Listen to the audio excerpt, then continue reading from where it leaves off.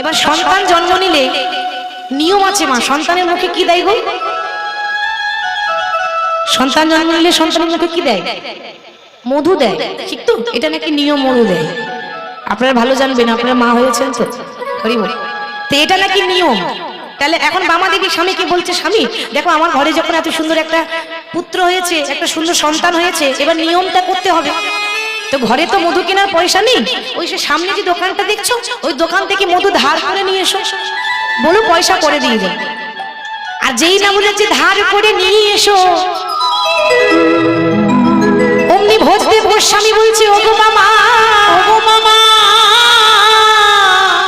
এতদিন পর আমার ছেলে হয়েছে আর আমি দোকান থেকে ধার করে মধু নিয়ে আসবো? সে কি, পয়সা নিয়ে তো ধার করবে না তো কি করবে?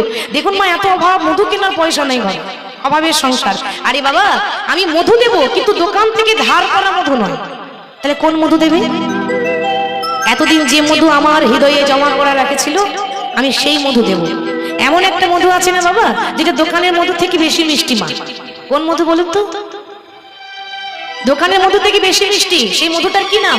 মধুমাখা হরিনাম। এর থেকে বেশি মিষ্টি মধুও হতে পারে না।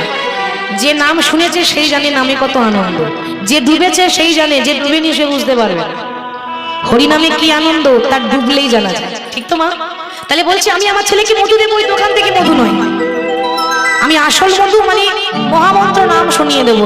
আমরা ছেলের মুখে মধু দিই, আর বাবা ছেলেকে কোলে করে নিয়ে দুই কানে মধু ঢালছে, দুটো কানে মধু ঢেলে দিল কেমন ভাবে, এত বলি শোনাইল,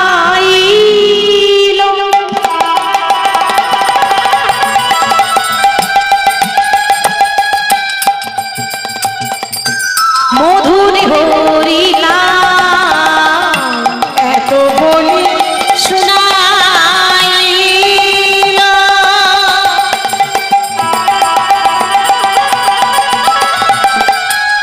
শিশুর করে না বলে মধুমাখা কৃষ্ণ নাম শোনাইল, হরে কৃষ্ণ কৃষ্ণ কৃষ্ণ হরে হরে, হরে রাম রাম রাম হরে হরে, এত বলি শোনাইল,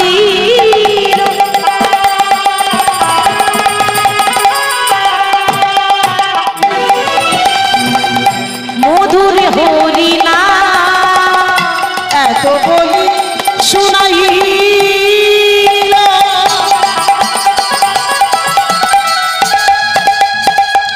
মধুর হরি নাম। আর যেই না নাম শুনিয়ে দিয়েছে, মায়েরা শিশু জন্ম নিয়েই হাসে না কাঁদে গো? জন্ম নেওয়ার পর হাসে না কাঁদে?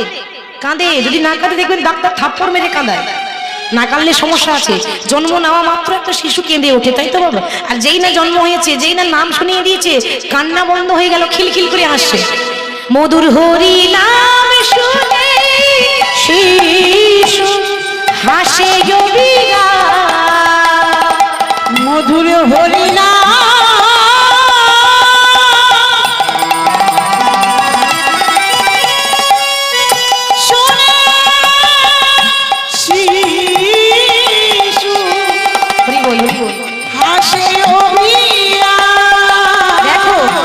কাদা বদনে হাসি এলো, কাদা বদনে হাসি এলো,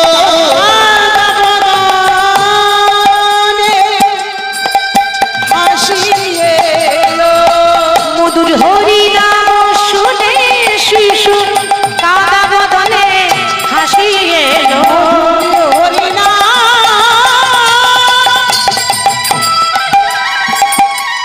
শুনে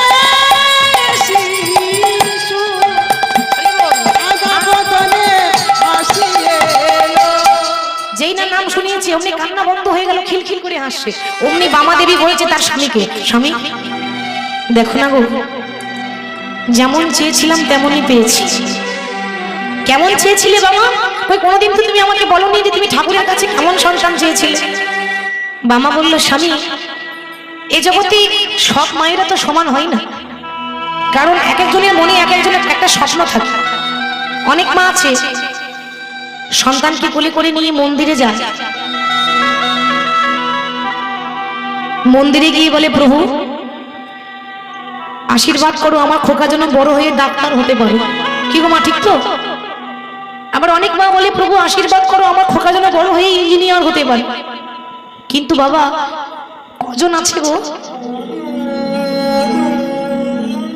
কজন আছে যে নিজের ছেলেকে কোলে করে নিয়ে গোবিন্দের কাছে প্রার্থনা করে প্রভু আমার ডাক্তারের দরকার নেই, আমার ইঞ্জিনিয়ারের দরকার নেই, আশীর্বাদ করো আমার খোকা যেন বড় হয়ে কৃষ্ণ ভক্ত হতে পারে। আমার ইঞ্জিনিয়ারের সবার দরকার, ডাক্তারের সবার দরকার, কিন্তু কৃষ্ণ ভক্তের কারো দরকার নাই। মনে রাখবেন শাস্ত্র প্রমাণ দিচ্ছে কারোর বংশে যদি একটা ছেলে বা একটা মেয়ে যদি কৃষ্ণ নাম করতে পারে, কারোর বংশে যদি একটা ছেলে বা একটা মেয়ে যদি কৃষ্ণ ভক্ত হয়, ওমা তার 14 পুরুষ উদ্ধার হয়ে যায়। জানো স্বামী,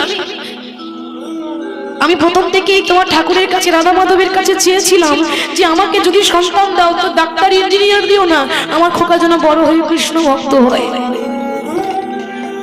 ও সংসারের জন্য নয়, ও যেন ভগবানের জন্য কাঁদতে পারে। বাবা ছেলে মেয়ে নাতি নাতনি পরিবারের জন্য সংসারের জন্য সবাই কাঁদে, আস্তে আস্তে সংসারের জন্য সবাই কাঁদে, কিন্তু কজন আছে যে ভগবানের জন্য কাঁদতে পারে? যদি কোনোদিন আমার গোবিন্দের জন্য যদি চোখ থেকে 2 ফোঁটা জলও যদি পড়ে যায় না মা, ভগবান বললেন আমি জন্ম জন্মান্তরের মতো তার চরণের দাস হয়ে যায়। তাকে বশ করতে গেলে পাণ্ডিত্য দিয়ে নয়, ভগবানকে বশ করতে গেলে জ্ঞান দিয়ে নয়, তাকে বশ করতে গেলে একমাত্র ভক্তি দিয়ে বশ করা যায়। ভক্তি যার ভগবান তার, ভক্তি যার নেই বাবা ভগবান তো তার কাছে থাকে না। কিন্তু একটা কথা বলি, ভক্তদের জীবনে আনন্দ কোনোদিন হবে না, আনন্দের জীবন হয় না।